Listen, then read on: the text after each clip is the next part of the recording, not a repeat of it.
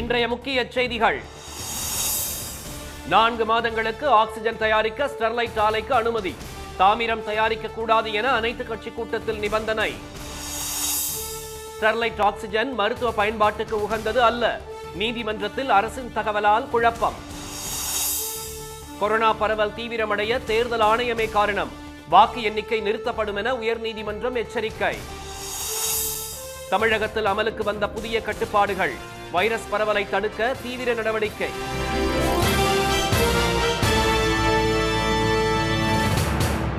வணக்கம். ஸ்டெர்லைட் ஆலையில் 4 மாதங்களுக்கு மட்டும் ஆக்சிஜன் தயாரிக்க தமிழக அரசு அனுமதி அளித்துள்ளது. நாடு முழுவதும் கொரோனா 2வது அலை பரவி வரும் நிலையில் ஆக்சிஜன் பற்றாக்குறை தொடர்பான வழக்கு உச்சநீதிமன்றத்தில் விசாரணைக்கு வந்தபோது தூத்துக்குடியில் உள்ள ஆலையில் ஆக்சிஜன் தயாரித்து இலவசமாக வழங்குவதாக ஸ்டெர்லைட் நிர்வாகம் தரப்பில் தெரிவிக்கப்பட்டது. இதற்கு தமிழக அரசு தரப்பில் கடும் எதிர்ப்பு தெரிவிக்கப்பட்ட நிலையில் தற்போது உள்ள சூழலை கருத்தில் கொண்டு தமிழக அரசே ஸ்டெர்லைட் நிர்வாகத்தை ஏற்று ஆக்சிஜன் தயாரிப்பில் ஈடுபட உச்சநீதிமன்றம் ஆலோசனை கூறியது. இதுகுறித்து அறிக்கை தாக்கல் செய்ய தமிழக அரசுக்கு நீதிபதிகள் உத்தரவிட்டனர். எனினும் இதனை ஏற்க ஸ்டெர்லைட் நிர்வாகம் மறுத்துவிட்டது. இந்நிலையில் ஸ்டெர்லைட் ஆலையில் ஆக்சிஜன் தயாரிக்க அனுமதி வழங்குவது குறித்து தலைமைச் செயலகத்தில் முதலமைச்சர் எடப்பாடி பழனிசாமி தலைமையில் இன்று அனைத்துக் கட்சி கூட்டம் நடைபெற்றது. திமுக சார்பில் மக்களவை உறுப்பினர் திருமதி கனிமொழி, மாநிலங்களவை உறுப்பினர் திரு RS பாரதி, காங்கிரஸ் சார்பில் திரு KV தங்கபாலு, திரு ஜெயக்குமார், இந்திய கம்யூனிஸ்ட் சார்பில் திரு முத்தரசன், மார்க்சிஸ்ட் சார்பில் திரு பாலகிருஷ்ணன், பாஜக சார்பில் மாநில தலைவர் திரு L முருகன் ஆகியோர் கலந்து கொண்டனர். கூட்டத்தில் பேசிய திரு பழனிசாமி தற்போதுள்ள இக்கட்டான நிலையை கருத்தில் கொண்டு முடிவெடுக்குமாறு எதிர்க்கட்சிகளை கேட்டுக்கொண்டார். ஆக்சிஜன் பற்றாக்குறை இருக்கின்ற காரணத்தினாலே இது ஒரு முக்கியமான நிலையிலே நாம் இருக்கின்றோம். சோதனையான நிலையிலே இருக்கின்றோம். மக்களுடைய உயிரை காப்பாற்றுவது அனைத்துடைய கடமை. அந்த கடமை உணர்வோடு இதுக்கு மேலான கருத்துக்களை தெரிவிக்குமாறு அன்போடு கேட்டுக்கொள்கின்றேன். இதைத் தொடர்ந்து பேசிய எதிர்க்கட்சி உறுப்பினர்கள் தற்போது உள்ள ஆக்சிஜன் தேவையை கருத்தில் கொண்டு 4 மாதங்களுக்கு மட்டும் ஸ்டெர்லைட் ஆலை செயல்பட அனுமதிக்கலாம் என கருத்து தெரிவித்தனர். பெர்மனெண்ட்டாக ஆக்சிஜன் தயாரிக்கிறதுக்கோ பெர்மனெண்ட்டாக இந்த ஆலையை நடத்துவதற்கோ இதை முன்னுதாரணமாக எடுத்துக்கொள்ளக்கூடாது. இதை வைத்துக்கொண்டு இந்த ஆக்சிஜன் தயாரிப்பதற்கு தரக்கூடிய பெர்மிஷனை முன்னுதாரணமாக எடுத்துக்கொண்டு திறப்பதற்கு தொடர்ந்து நடத்துவதற்கு எந்தவித முயற்சிகளும் எடுக்கப்படக்கூடாது என்பதை திராவிட முன்னேற்ற கழகம் வலியுறுத்தி இருக்கிறது. ஸ்டெர்லைட் ஆலை மூலமாக தான் இந்த ஆக்சிஜன் உற்பத்தி கிடைக்குங்கிற முடிவுக்கு வந்தால் உடனே இந்த ஆலையை மொத்தமாக கையகப்படுத்தி அரசனுடைய கட்டுப்பாட்டில் இதை செயல்படுத்தலாம். அதுவும் ஆக்சிஜனுக்கு மட்டும்தான் செயல்படுத்தணும், குறிப்பிட்ட காலத்துக்கு மட்டும்தான் செயல்படுத்தணும். இதற்கான ஒரு குழு அமைக்கப்படுகிறது. அந்த குழு மாவட்ட ஆட்சித்தலைவர் தலைமையில் அந்த போராட்ட குழுவில் உள்ளவர்கள், பொதுமக்கள், இப்படி எல்லோரையும் இணைத்த ஒரு குழு அமைத்து அந்த குழுவின் கண்காணிப்பு நடைபெறும் என்பதுதான் கருத்து. ஸ்டெர்லைட் ஆலையில் அவங்க ஆக்சிஜன் மட்டுமே உற்பத்தி செஞ்சு அரசாங்கத்திற்கு, அதாவது குறிப்பாக தமிழ்நாட்டிற்கு கொடுக்க வேண்டும். தமிழக பயன்பாட்டிற்கு போக வெளியூருக்கு கொடுக்கலாம் அப்படின்றது தான் தீர்மானம். ஆலோசனை கூட்டத்தில் 4 மாதங்களுக்கு மட்டும் ஆக்சிஜன் தயாரிக்க ஸ்டெர்லைட் ஆலைக்கு அனுமதி வழங்கலாம் என்றும் ஆலையை இயக்க தேவையான மின்சாரத்தை தமிழ்நாடு மின்சார வாரியமே வழங்கும் என்றும் தீர்மானங்கள் நிறைவேற்றப்பட்டன. ஆக்சிஜன் தேவையை கருத்தில் கொண்டு இந்த காலக்கெடு நீட்டிக்கப்படலாம் என்று கூறப்பட்டுள்ளதோடு எக்காரணம் கொண்டும் தாமிரம் தயாரிக்க கூடாது என நிபந்தனை விதிக்கப்பட்டுள்ளது. குறிப்பிட்ட காலத்திற்கு பிறகு ஆலையின் மின்சார இணைப்பு துண்டிக்கப்படும். உற்பத்தி செய்யப்படும் ஆக்சிஜனை தமிழ்நாட்டிற்கே முன்னுரிமை அடிப்படையில் வழங்க வேண்டும். தமிழ்நாட்டின் தேவை போக எஞ்சுவதையே மற்ற மாநிலங்களுக்கு அனுப்ப வேண்டும். தொழில்நுட்ப பணியாளர்கள் மட்டும் உரிய அனுமதியுடன் ஆலைக்குள் செல்ல வேண்டும். ஆக்சிஜன் உற்பத்தி செய்யும் அலகை தவிர மற்ற அலகுகள் செயல்பட அனுமதி இல்லை. ஆக்சிஜன் உற்பத்தியை கண்காணிக்க மாவட்ட ஆட்சியர் தலைமையில் கண்காணிப்பு குழு அமைக்கப்படும் என்றும் அனைத்துக் கட்சி கூட்டத்தில் முடிவெடுக்கப்பட்டது. ஆக்சிஜன் உற்பத்திக்காக 4 மாதங்களுக்கு ஸ்டெர்லைட் ஆலையை திறக்க அனைத்து கட்சி கூட்டத்தில் முடிவு செய்யப்பட்ட நிலையில் அங்கு தயாரிக்கப்படும் ஆக்சிஜன் மருத்துவ பயன்பாட்டுக்கு உகந்தது அல்ல என உயர்நீதிமன்றத்தில் தமிழக அரசு தெரிவித்திருப்பது குழப்பத்தை ஏற்படுத்தியுள்ளது. சென்னையில் இன்று நடைபெற்ற அனைத்து கட்சி கூட்டத்தில் ஆக்சிஜன் உற்பத்திக்காக மட்டும் ஸ்டெர்லைட் ஆலையை 4 மாதங்களுக்கு திறக்க முடிவு செய்யப்பட்டது. இதற்கு தூத்துக்குடி மக்கள் கடும் எதிர்ப்பு தெரிவித்துள்ளனர். ஆக்சிஜனுக்கு பற்றாக்குறையே கிடையாது என தெரிவித்தவர்கள் விநியோகத்தில் உள்ள சிக்கல்களை களைந்தாலே போதும் என கூறினர். ஆக்சிஜன் பற்றாக்குறை அப்படிங்கிறதே கிடையாது. ஆக்சிஜன் பற்றாக்குறை சப்ளை செயினில் ப்ராப்ளம் இருக்குது. ஆக்சிஜன் வந்து எல்லா இடங்களுமே, அது கிட்டத்தட்ட எல்லா ஸ்டீல் கம்பெனிஸ்லையுமே அது வந்து ஆக்சிஜன் யூனிட் உண்டு. சப்ளை செயினில் ப்ராப்ளம் இருக்குங்க. ஸோ சப்ளை செயினை நீங்கள் பிரேக் பண்ணாமல் அந்த இடத்த நீங்கள் பார்க்காம ஆக்சிஜன் சொல்லி ஸ்டெர்லைட்டை மட்டும் நோக்கி நீங்கள் வர்றது அப்படிங்கிறது வந்து ஏற்றுக்கொள்ள முடியாத ஒரு செயலாக நம்ம தூத்துக்குடி மக்கள் பார்க்குறோம். ஆக்சிஜன் பிரச்சனையை பயன்படுத்தி ஸ்டெர்லைட் ஆலை மீண்டும் நுழைய அனுமதிக்க கூடாது என மதிமுக பொதுச் செயலாளர் திரு வைகோ வலியுறுத்தியுள்ளார். 4 மாதங்களுக்கு ஆலை செயல்பட அனுமதிக்கும் முடிவை உயர்நீதிமன்றம் நேரடியாக கண்காணிக்க வேண்டும் என அம்மா மக்கள் முன்னேற்ற கழக பொதுச் செயலாளர் திரு டிடிவி தினகரன் கூறியுள்ளார். ஸ்டெர்லைட் ஆலையால் மட்டுமே ஆக்சிஜன் தயாரிக்க முடியும் என்ற பிம்பம் உருவாக்கப்படுவதாக திரு தொல் திருமாவளவன் குற்றம் சாட்டினார். ஸ்டெர்லைட் ஆலையில் மட்டும்தான் அதற்கான உற்பத்தி தளவாடங்கள் இருக்கின்றன, வேறு எங்கும் இல்லை என்பதை போன்ற ஒரு தோற்றத்தை இவர்கள் திட்டமிட்டே உருவாக்குகிறார்கள். அதாவது காற்றை நச்சாக்கிய, குடிநீரை நஞ்சாக்கிய ஸ்டெர்லைட் ஆலையை ஆக்சிஜன் உற்பத்திக்காக மட்டுமே திறக்கலாம் என்ற ஒரு முடிவை எடுத்திருப்பது நெருடலாக இருக்கிறது, உறுத்தலாக இருக்கிறது. இந்த நிலையில் ஸ்டெர்லைட் ஆலையில் உற்பத்தி செய்யப்படும் ஆக்சிஜன் மருத்துவ பயன்பாட்டுக்கு உகந்தது அல்ல என உயர்நீதிமன்றத்தில் தமிழக அரசு தெரிவித்துள்ளது. கொரோனா தொடர்பான வழக்கு இன்று மீண்டும் விசாரணைக்கு வந்தபோது தமிழக அரசின் தலைமை வழக்கறிஞர் திரு விஜய நாராயணன் ஸ்டெர்லைட் ஆலையில் தயாரிக்கப்படும் ஆக்சிஜன் தொழிற்சாலை பயன்பாட்டுக்கு மட்டும் பலன் தரும் என கூறினார். அந்த ஆலையில் 1050 மெட்ரிக் டன் அளவுக்கு ஆக்சிஜன் தயாரிக்கலாம் என தெரிவித்தவர், ஆனால் அது காப்பர் உற்பத்திக்கு மட்டுமே பயன்படும் என வாதிட்டார். மருத்துவ பயன்பாட்டிற்கு 99.4% தூய்மையான ஆக்சிஜன் தயாரிக்கப்பட வேண்டும் என தெரிவித்த தலைமை வழக்கறிஞர், ஆனால் ஸ்டெர்லைட் ஆலையில் 93% தூய்மையான ஆக்சிஜனே தயாரிக்கப்படுவதாக கூறினார். வாயு நிலையில் இருக்கும் ஆக்சிஜனை திரவ வடிவமாக மாற்ற தனியாக ஆலை அமைக்கப்பட வேண்டும் என தெரிவித்தவர், அதற்கு குறைந்தபட்சம் 6 மாதங்கள் ஆகும் என கூறினார். ஸ்டெர்லைட் ஆலை ஆக்சிஜன் தயாரிப்பதில் இவ்வளவு சிக்கல் உள்ள நிலையில் தமிழக அரசு அனைத்து கட்சி கூட்டத்தை ஏன் கூட்டியது என கேள்வி எழுப்பியுள்ள சமூக ஆர்வலர்கள் இந்த உண்மையை தமிழக அரசு உச்சநீதிமன்றத்தில் தெரிவிக்கலாமே என கூறினர். தமிழக அரசு நிலைப்பாடு முன்னுக்கு பின் முரணாக உள்ளதாக கூறியவர்கள் இந்த விஷயத்தில் அரசு நாடகமாடக்கூடாது என வலியுறுத்தினர். கொரோனா பரவலின் தற்போதைய நிலைக்கு தேர்தல் ஆணையமே காரணம் என கண்டனம் தெரிவித்துள்ள சென்னை உயர்நீதிமன்றம் உரிய பாதுகாப்பு ஏற்பாடுகள் செய்யவில்லை என்றால் வாக்கு எண்ணிக்கையை நிறுத்த நேரிடும் என எச்சரித்துள்ளது. தமிழக சட்டப்பேரவைத் தேர்தலில் பதிவான வாக்குகள் வரும் 2ஆம் தேதி எண்ணப்படுகின்றன. இந்த நிலையில் வாக்கு எண்ணிக்கை மையங்களில் கொரோனா தடுப்பு விதிகளை முறையாக பின்பற்ற தேர்தல் ஆணையத்திற்கு உத்தரவிடக் கோரி போக்குவரத்து துறை அமைச்சர் திரு விஜயபாஸ்கர் சென்னை உயர்நீதிமன்றத்தில் மனு தாக்கல் செய்தார். இது தொடர்பாக தேர்தல் ஆணையத்திற்கு தாம் எழுதிய கடிதத்திற்கு பதிலே இல்லை என அவர் குறிப்பிட்டிருந்தார். இந்த வழக்கு தலைமை நீதிபதி தலைமையிலான அமர்வு முன்பு இன்று விசாரணைக்கு வந்தபோது விரிவான பதிலளிக்க தேர்தல் ஆணையம் அவகாசம் கோரியது. அப்போது குறுக்கிட்ட தலைமை நீதிபதி திரு சஞ்சீவ் பானர்ஜி பல தேர்தல் வழக்குகளில் கொரோனா கட்டுப்பாடுகளை முழுமையாக கடைபிடிக்குமாறு தாம் உத்தரவிட்டதாக குறிப்பிட்டார். ஆனால் அதனை தேர்தல் ஆணையம் கடைபிடிக்கவில்லை என கண்டனம் தெரிவித்த அவர் கொரோனா 2ஆம் அலை பரவலுக்கு தேர்தல் ஆணையமே காரணம் என கூறினார். நீதிமன்ற உத்தரவை மதிக்காத தேர்தல் ஆணையத்தின் மீது ஏன் கொலை குற்றம் சுமத்தக்கூடாது என்று திரு சஞ்சீவ் பானர்ஜி கேள்வி எழுப்பினார். அனைத்து வாக்கு எண்ணிக்கை மையங்களிலும் கிருமி நாசினி வசதி செய்து தர வேண்டும் என உத்தரவிட்ட அவர் முகக்கவசம் அணிவது, தனிமனித இடைவெளியை கடைபிடிப்பது போன்றவை உறுதிப்படுத்தப்பட வேண்டும் என்றும் ஆணையிட்டார். இதற்கு தேவையான ஏற்பாடுகளை தமிழக சுகாதாரத்துறை செயலாளரும் தேர்தல் ஆணையமும் இணைந்து செய்ய வேண்டும் என்றும் அவர் அறிவுறுத்தினார். உரிய பாதுகாப்பு ஏற்பாடுகளை செய்யவில்லை என்றால் வாக்கு எண்ணிக்கையை நிறுத்த நேரிடும் என்று எச்சரித்த நீதிபதிகள் வழக்கு விசாரணையை அடுத்த மாதம் 30ஆம் தேதிக்கு ஒத்திவைத்தனர். இந்தியாவில் ஒருநாள் கொரோனா தொற்று 3.5 லட்சத்தை தாண்டியுள்ள நிலையில் அனைத்து உதவிகளும் செய்யப்படும் என்று அமெரிக்க அதிபர் ஜோ பிடன் உறுதியளித்துள்ளார்.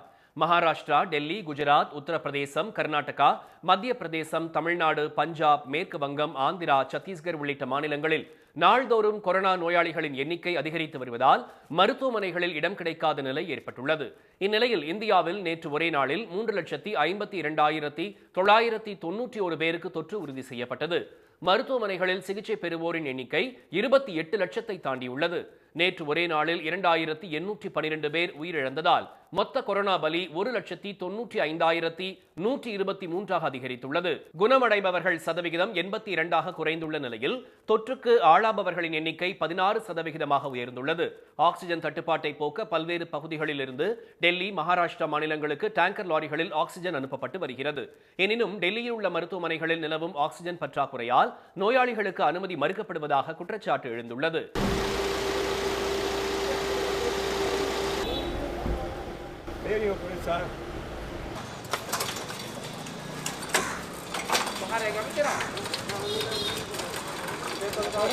குஜராத்தில் அகமதாபாத், சூரத் உள்ளிட்ட சில மாவட்டங்களில் உயிரிழப்பு எண்ணிக்கையை அரசு மறைப்பதாக புகார்கள் எழுந்துள்ளன. ஹரியானாவில் ஆக்சிஜன் பற்றாக்குறையால் 5 நோயாளிகள் உயிரிழந்துள்ளனர். மத்திய பிரதேச மாநிலம் இந்தூரில் உள்ள தனியார் மருத்துவமனையில் நோயாளியின் உறவினர்களுக்கும் மருத்துவமனை ஊழியர்களுக்கும் இடையே கட்டணம் தொடர்பாக மோதல் ஏற்பட்டது.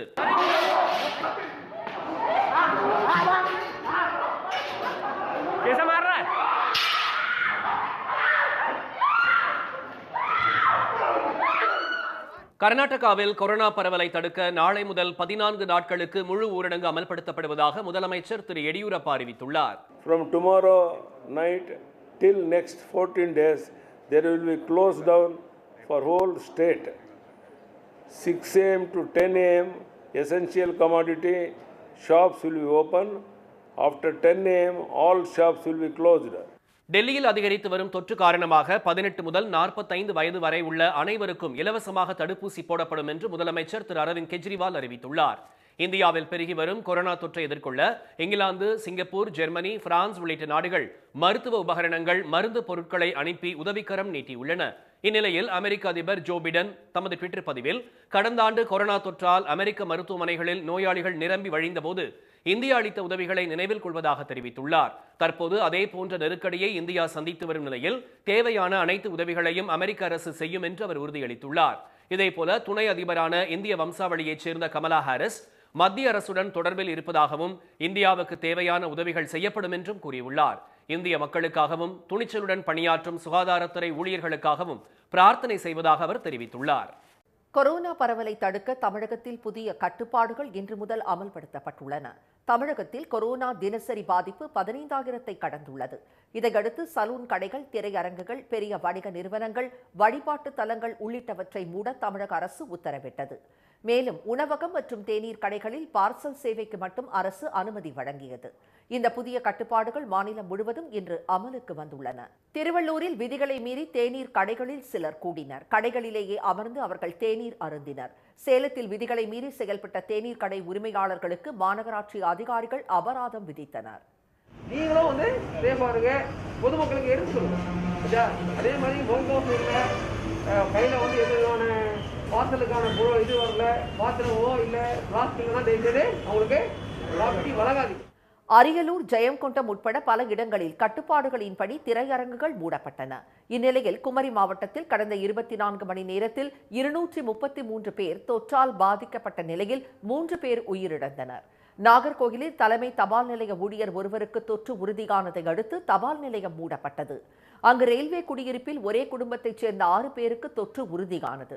ஹோசூர் அருகே ஜூஜுவாடி சோதனை சாவடியில் கண்காணிப்பை தீவிரப்படுத்தியுள்ள போலீசார் பதிவு உள்ள பிற மாநில வாகனங்களை மட்டுமே தமிழகத்திற்குள் அனுமதித்தனர். திருவண்ணாமலை மாவட்டம் ஆரணி கோட்டாட்சியர் திருமதி பூங்கொடிக்கு தொற்று உறுதியானதை அடுத்து அலுவலகத்தில் கிருமி நாசினி தெளிக்கப்பட்டு மூடப்பட்டது. பழனி ஆரம்ப சுகாதார நிலைய துணை இயக்குநர் மற்றும் செவிலியர்கள் 2 பேருக்கு தொற்று உறுதியாகியுள்ளது. ஈரோடு, திருவள்ளூர் ஆகிய இடங்களில் வீடு வீடாக சென்று சுகாதாரத்துறை ஊழியர்கள் கொரோனா பரிசோதனை செய்தனர். தமிழகத்தில் புதிய கட்டுப்பாடுகள் அமலுக்கு வந்ததை அடுத்து பக்தர்கள் அனுமதிக்கப்படாததால் கோயில்கள் வெறிச்சோடின. சென்னை மயிலை கபாலீஸ்வரர் கோயிலுக்கு வந்த பக்தர்கள் அனுமதி கிடைக்காததால் ஏமாற்றமடைந்தனர். கோவில்ல ஊர்ல குடியிருக்க கூடாதுங்கிறாங்க, கோவிலை மூடி வச்சு ஜனங்கள் கூடுறாங்கிறாங்க. எலெக்ஷனுக்கு ஜனங்கள் கூடலையா? திறந்து விடுங்க, 10 பேரா உள்ள விடுங்க. காஞ்சிபுரத்தில் உள்ள கோயில்களில் தரிசனத்திற்கு மக்கள் அனுமதிக்கப்படவில்லை. மதுக்கடைகளுக்கு மட்டும் அனுமதி வழங்கப்படுகிறதே என்று பக்தர்கள் கேள்வி எழுப்பினர். மதுபான கடையிலே ஒரு மாஸ்க் அணிய மாட்டேன்றாங்க, எதுவும் அணிய மாட்டேன்றாங்க. ஆனால் அங்கெல்லாம் இப்போ மது விற்கிறாங்க, அங்கெல்லாம் கோவிட்-19 வராது பொழுது. ஒரு மனம் வந்தால் வந்து ஒரு வழிபாடு பண்ணக்கூடியது இறைவனை தான் லாஸ்ட்டு. திக்கத்தவனுக்கு இறைவன் தான் காரணம். அந்த இடத்துல தான் முதல்ல என்ன பண்ணுறாங்கன்னா அரசாங்கம் எதுவாக இருந்தாலும் கை வைக்கிறாங்க. திருத்தணி முருகன் கோயிலில் தரிசனத்திற்கு பக்தர்கள் அனுமதிக்கப்படாததால் கோயில் மற்றும் மலைப்பகுதிகள் வெறிச்சோடின. சிதம்பரம் நடராஜர் கோயிலில் தீட்சிதர்கள் மற்றும் பணியாளர்கள் செல்வதற்காக கிழக்கு கோபுர வாயில் மட்டும் திறந்திருந்தது. பக்தர்கள் அனுமதிக்கப்படாத நிலையில் காலையில் உள்ளே சென்ற சிலரும் வெளியேற்றப்பட்டனர். தென்னகத்தின் காசி எனப்படும் பவானி கூடுதுறை சங்கமேஸ்வரர் கோயிலில் பக்தர்களுக்கு அனுமதி இல்லாததால் மக்கள் ராஜகோபுரம் முன் வழிபட்டு செல்கின்றனர். இதனால் வாழ்வாதாரத்தை இழந்துள்ளதாக வியாபாரிகள் தெரிவித்தனர். பக்தர்கள் இல்லாமனால வராங்க, பக்தரை அனுமதிக்கிறது இல்லை. அதனால் எங்களால் வியாபாரம் பண்ணி ஆளுங்களுக்கு சம்பளம் கொடுத்து பொருளை போட்டு எங்களால் செய்ய முடியாதனால கடையை சாத்தி இன்னைக்கு பொழப்பு இல்லாத இந்த இடத்துல உட்காந்துக்கிட்டு இருக்கிறோம். ராமேஸ்வரம் ராமநாதசாமி கோயிலுக்கு வந்த பக்தர்கள் வாயில் அடைக்கப்பட்டிருந்ததால் கோயிலின் முன்பு சூடம் ஏற்றி வழிபட்டனர். மானாமதுரை அருகே மடப்புரம் பத்ரகாளி அம்மன் மற்றும் புஷ்பவனேஸ்வரர் சவுந்தரநாயகி அம்மன் கோயில்களுக்கு வரும் பக்தர்கள் கோயில்கள் பூட்டப்பட்டதால் வாயிலில் நின்று வழிபடுகின்றனர். இதனால் பக்தர்கள் ஏமாற்றம் அடைந்துள்ள நிலையில் வியாபாரிகளும் பாதிக்கப்பட்டுள்ளனர். எங்கெங்கேயோ இருந்து மக்கள்லாம் வர்றாங்க இந்த தாயை பார்க்கறதுக்காக. ஆனால் வந்து ஏமாற்றத்தோடு போகிறோம். சமூக இடைவெளியோட பக்தர்களுக்கு அனுமதிச்சாக்கும் ரொம்ப நன்றியை தெரிவிச்சுக்கிறேன் தமிழக அரசுக்கு. புதுச்சேரியிலும் ஊரடங்கால் மணக்குள விநாயகர் கோயில் மூடப்பட்டதால் ஒரு ஜோடியின் திருமணம் கோயிலின் வாயிலில் நடைபெற்றது. காரைக்கால் அடுத்த திருநள்ளாறில் உள்ள சனி பகவான் ஆலயத்திற்கு வந்த பக்தர்களும் திருப்பி அனுப்பப்பட்டனர். நாகை மாவட்டத்தில் புகழ்பெற்ற வேளாங்கண்ணி தேவாலயத்தின் முன்பு தடுப்புகள் கொண்டு அடைக்கப்பட்டதால் பக்தர்கள் வெளியே நின்று வழிபாடு செய்தனர். கடற்கரைக்கும் மக்கள் அனுமதிக்கப்படாததால் அந்த பகுதி வெறிச்சோடியது. இனி வருவது செய்தி துளிகள். கனடாவில் உள்ள டொரண்டோ பல்கலைக்கழகத்தில் தமிழ் இருக்கை உருவாக்க திமுக சார்பில் 10 லட்சம் ரூபாய் நிதி வழங்கப்படுகிறது.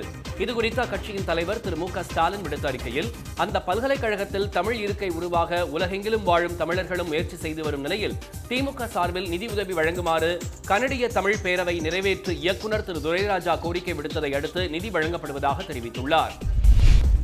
சென்னையிலிருந்து அரக்கோணத்துக்கு கூடுதலாக 5 மீன் ரயில்கள் இயக்கப்படும் என்று தெற்கு ரயில்வே அறிவித்துள்ளது. தமிழக அரசு கொரோனா கட்டுப்பாடுகளை விதித்ததை அடுத்து இரவு நேர மின் ரயில்கள் ரத்து செய்யப்பட்டதால் பயணிகள் சிரமப்படுவது குறித்து சன் தொலைக்காட்சியில் செய்தி வெளியானது குறிப்பிடத்தக்கது. செங்கல்பட்டு அரசு மருத்துவமனையில் செவிலியர்கள் பற்றாக்குறை நிலவுவதை அரசுக்கு தெரிவிக்கும் வகையில் அவர்கள் கருப்பு பட்டை அணிந்து கவனஈர்ப்பு ஆர்ப்பாட்டத்தில் ஈடுபட்டனர். 900 செவிலியர்கள் இருக்க வேண்டிய இடத்தில் 152 பேர் மட்டுமே பணியில் இருப்பதாகவும், கொரோனா காலத்தில் 500 பேருக்கு பதிலாக 35 பேர் மட்டுமே பணி செய்வதாகவும் ஆர்ப்பாட்டத்தில் ஈடுபட்டவர்கள் கூறினர். கொரோனா பரவி வரும் நிலையில் சேலத்தில் தனியார் பள்ளி ஒன்றில் 11ஆம் வகுப்பு சேர்க்கைக்காக 10ஆம் வகுப்பில் தேர்ச்சி அடைந்தவர்களை வரவழைத்து தேர்வு நடத்தியதால் பரபரப்பு ஏற்பட்டது. தகவல் அறிந்த மாவட்ட முதன்மை கல்வி அதிகாரி பள்ளியின் முதல்வரை அழைத்து எச்சரித்ததை அடுத்து மாணவர்கள் வீட்டுக்கு அனுப்பப்பட்டனர். ஊரடங்கு காரணமாக கோயில் விழாக்கள் ரத்து செய்யப்பட்டுள்ள நிலையில் நிவாரணத் தொகை வழங்கக் கோரி மதுரை மாவட்ட ஆட்சியர் அலுவலகத்துக்கு மரக்கால் ஆட்டக் கலைஞர்கள் ஆட்டமாடியபடி வந்து மனு அளித்தனர்.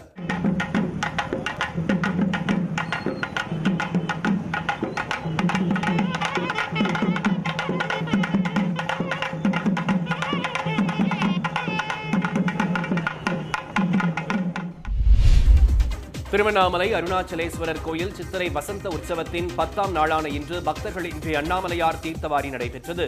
4 கால் மண்டபத்துக்கு திரிசூலம் கொண்டுவரப்பட்டு தண்ணீரில் மூழ்க வைத்த பின் பால், சந்தனம், பஞ்சாமிர்தம் உள்ளிட்டவற்றால் அபிஷேகம் செய்து தீபாராதனை நடைபெற்றது.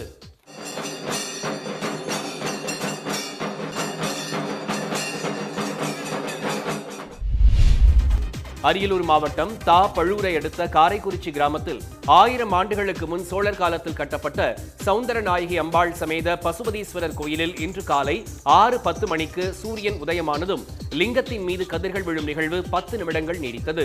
ஒவ்வொரு ஆண்டும் சித்திரை மாதம் 10ஆம் தேதிக்கு மேல் இந்த அபூர்வ நிகழ்வு நடைபெறுவது வழக்கம். சித்திரை முழு நிலவு நாளையொட்டி சென்னை கடற்கரையில் உள்ள கண்ணகி சிலை அருகே வைக்கப்பட்ட கண்ணகி உருவப்படத்துக்கு இன்று தமிழக அரசின் சார்பில் மாலை அணிவித்து மரியாதை செலுத்தப்பட்டது. சீர்காழி அருகே ராதாநல்லூர் கிராமத்தில் தொகுப்பு வீட்டின் மேற்கூரையில் காரை பெயர்ந்து விழுந்ததால் புனிதா என்ற பெண்ணுக்கு கை முறிந்ததுடன் தலையில் பலத்த காயமும் ஏற்பட்டது. தொகுப்பு வீடுகள் இடிந்து விழும் நிலையில் உள்ளதால் உடனடியாக சீர் செய்து தர வேண்டும் என்று குடியிருப்பவர்கள் கோரிக்கை விடுத்தனர். மணப்பாறை நகராட்சியில் 12 லட்சம் ரூபாய்க்கு வாங்கப்பட்ட கிருமி நாசினி தெளிக்கும் எந்திரம் பயன்படுத்தப்படாத நிலையில் வீணாகி வருகிறது. கொரோனா முதல் அலையின் போது கரூர் நாடாளுமன்ற உறுப்பினர் செல்வி ஜோதிமணியின் தொகுதி மேம்பாட்டு நிதி மூலம் வாங்கப்பட்ட இந்த எந்திரம் வைரஸ் தாக்கம் குறைந்ததால் பழைய பொருட்கள் போடப்படும் இடத்தில் டிராக்டருடன் வைக்கப்பட்டுள்ளது.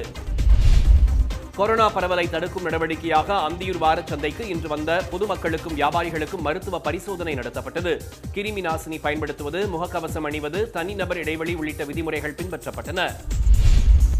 ஞாயிறு முழு ஊரடங்கு அமல்படுத்தப்பட்டு வருவதால் அரியலூரில் வாரச்சந்தை இனி ஞாயிற்றுக்கிழமைக்கு பதில் செவ்வாய்க்கிழமை நடைபெறும் என அறிவிக்கப்பட்டுள்ளது.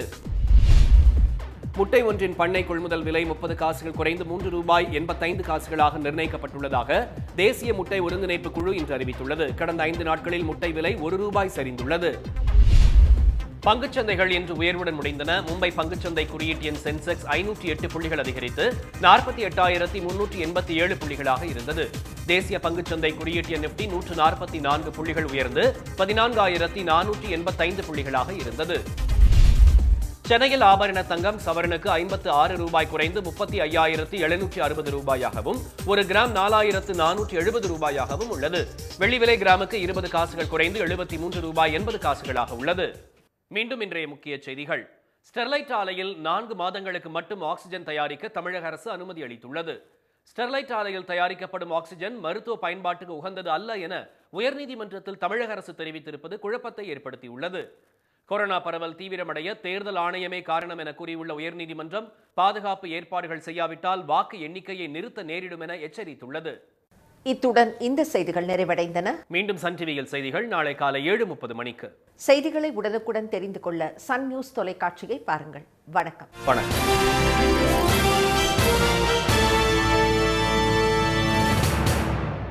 உடனுக்குடன் செய்திகளை தெரிந்து கொள்ள சன் நியூஸ் பெல் ஐகானை கிளிக் பண்ணுங்க.